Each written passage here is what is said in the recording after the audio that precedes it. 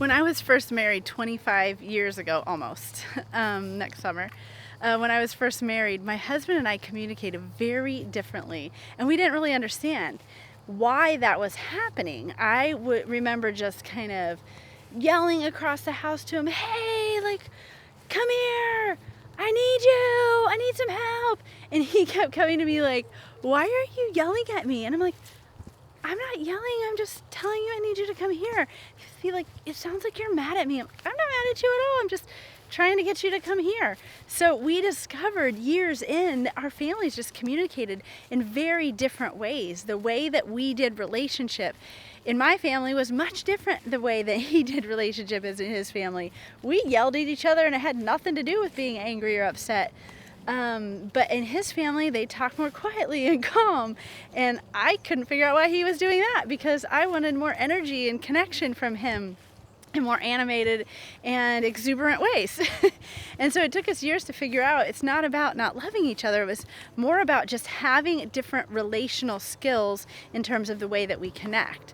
My name is Monica Maurer. I'm a licensed therapist and I'm a supervisor. I'm also the director of the Center for Transformation Institute.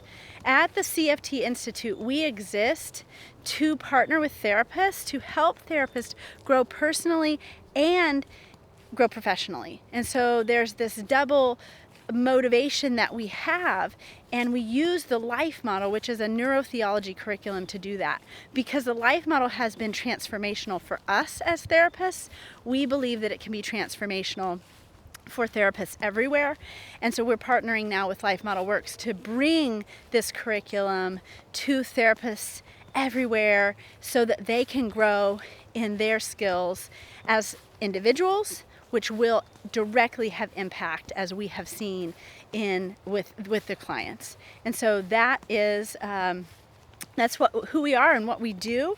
And this episode is going to be focused on the 19 brain relational skills, which Life Model is all about. There are a few things that kind of make Life Model unique. One is the sense of learning to live in Immanuel presence, and I talked about that a couple of episodes ago. And then also this idea of what maturity growth is, what gaps are, and kind of a maturity chart, this Ericksonian developmental chart that we use in the Life Model to help us gauge kind of where we are and filling those things in, filling those gaps in. And today we're going to be focused on this third aspect, and that is the 19 brain relational skills.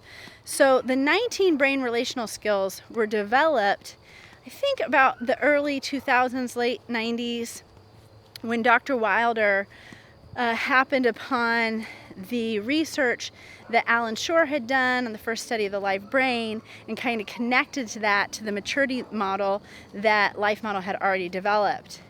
And as he poured over that, he began to discover that there really were 19 skills, brain skills, that are near extinction in our society. So are things that our brain can do, but that we're not practiced in as a culture.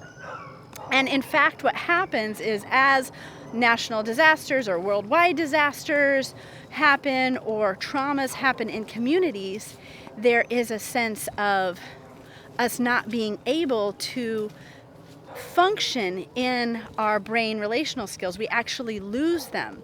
As traumas happen in family systems, we lose brain relational skills. So we're not able to do the things that our brains can do because our brains kind of shut down this relational aspect of who we are. So we need to grow, we need to learn how to do these things so that we can function more fully in what our brain has the capacity to do. And so Wilder coined the term the 19 brain relational skills, and now there's a Thrive program, thrivingtoday.org, I believe. Chris Kersey and Jen Kersey, they oversee that, and they run these Thrive trainings where people go and they learn the brain relational skills. They do practicums, experiential work with the brain relational skills. There's books about it: Transforming Fellowship, Rare Leadership in the Workplace, The 4 Habits of a Joy-Filled Marriage. There's also a children's book, a book for parenting, and so lots of good stuff about brain relational skills.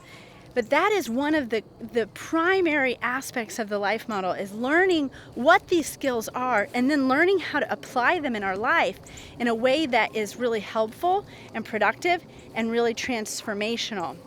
So the thing about brain relational skills is that you don't know what you don't know. And so it's kind of like I always talk about how, if we never heard somebody answer the phone in our home, if we didn't hear somebody pick it up and say, hello, how can I help you? Or whatever we say when we answer the phone or the door, then we wouldn't know what it is to grow, to do that. And so we would hear something ringing in the house and we would pick it up, and we wouldn't know to say hello, we wouldn't know how to say it back and forth, but it's something that we learn because it's modeled to us. And it's modeled so early, typically, that it becomes something that we think we automatically know how to do, although our right brain is picking it up subconsciously. So it is something that's learned, but it's something we didn't remember learning, like we remember learning math or remember learning how to ride a bike. Right brain skills are something that just happen automatically when we observe in our environment. So we can see that when a culture, a society, a family, a group is not using the brain relational skills, they are being lost from generation to generation. So people are not learning the things that they could have learned because their parents or grandparents are not able to pass those things down because of things that happen to them that cause their minds to kind of shut that part of themselves off. So it's really important for us to kind of go back, discover what are these things so that we can learn them, apply them, practice them, and get our brains moving in that direction, because what we're missing out on is joyful connection. We're missing out on strong relationships because we don't have the skills. Our brains can do these things. It's not like we've lost the capacity to do them. What we've lost is the understanding of what they are and how to do them. So that's a really important part of the life model. And so when we learn and apply the 19 brain relational skills, we will grow so much in our ability to have healthy, strong relationships. And that is my final point, that the main benefit for learning and applying these skills is to grow in joyful connection with God and with others. When we learn these relational skills, when we apply them, our lives will be a lot happier. We have a lot more joy, a lot more, a sense of purpose, a sense of destiny, a sense of this is what it means to be me, this is what it means to exist on this earth.